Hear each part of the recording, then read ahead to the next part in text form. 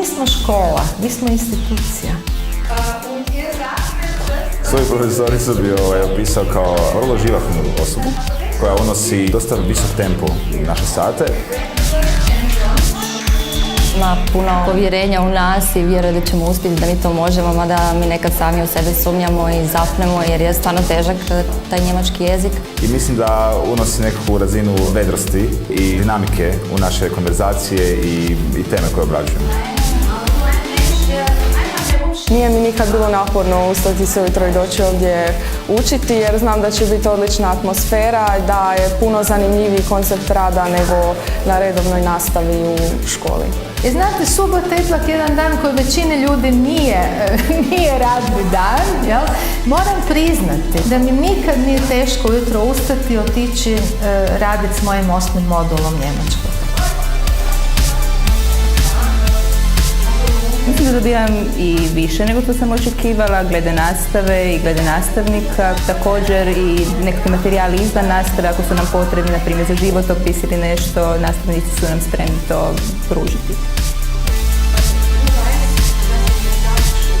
I jednostavno nisam uopće razmišljala koju školu upisati, bila mi je jasna odluka, to je Vodnikova.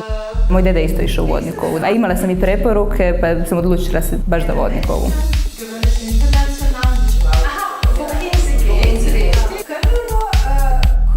Razmišljam i o tome i da studiram neke jezike i onda mi je jako dobro došlo ići u školu stranih jezika pored toga što učim u gimnaziji njemački jezik.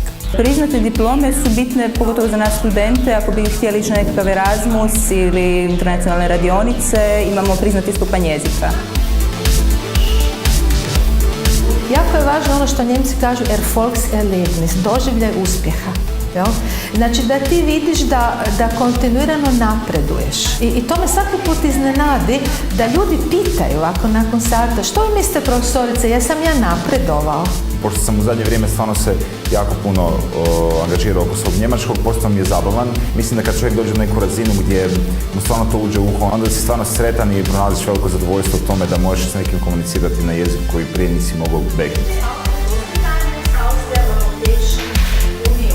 Profesor mora imati osobine ovog profesora, kojeg svi jako volite. Mora biti inovativan, kreativan, empatičan, mora voljeti ljude i on je taj koji mora željeti prenijeti svoje znanje drugome.